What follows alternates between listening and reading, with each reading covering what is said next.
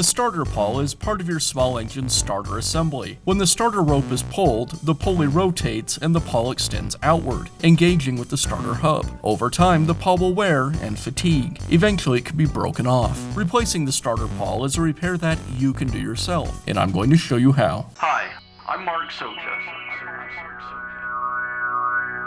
Do-it-yourself repairs like these are easier than you might think. From lawn machines to cordless drills, kitchen mixers, Outdoor grills. our how-to videos walk you through each repair from start to finish. So doing it yourself means never having to do it alone. Let's get started. I'll begin by removing the starter assembly from the engine.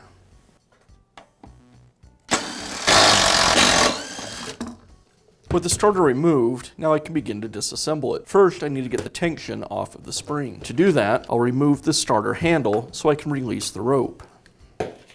I'll untie the knot.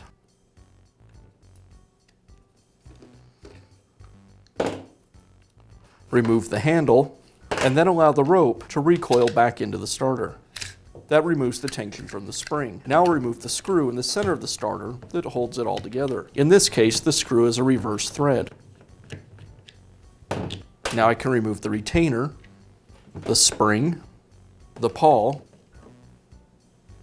and the pulley. Now I need to remove the rope from the pulley for reinstallation.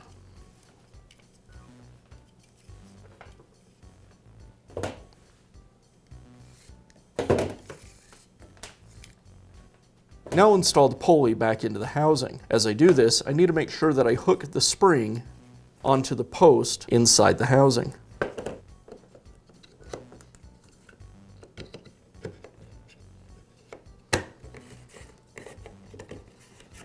Now I can install the new pawl. I'll reinstall the spring and then reinstall the retainer. You'll notice there's two notches on either side of the pawl.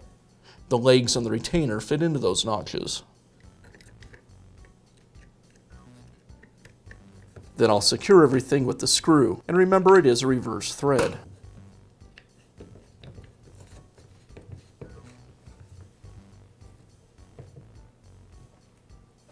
Next, I'll tension the spring and reinstall the rope. I rotate the pulley counterclockwise to put tension onto the spring.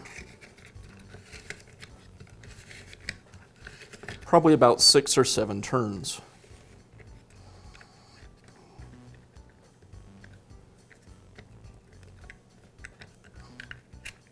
Then I'll align the hole for the rope in the pulley with the hole in the side of the housing.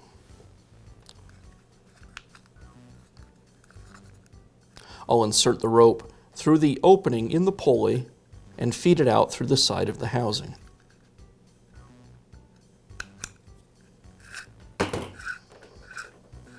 Next, I'll tie a knot in the center of the rope so it doesn't recoil back into the starter housing.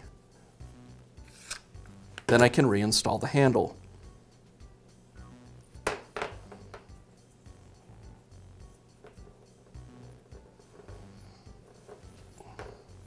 With the handle reinstalled, I'll untie the knot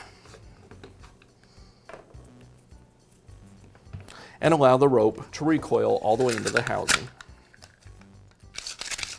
And I'll finish by reinstalling the starter.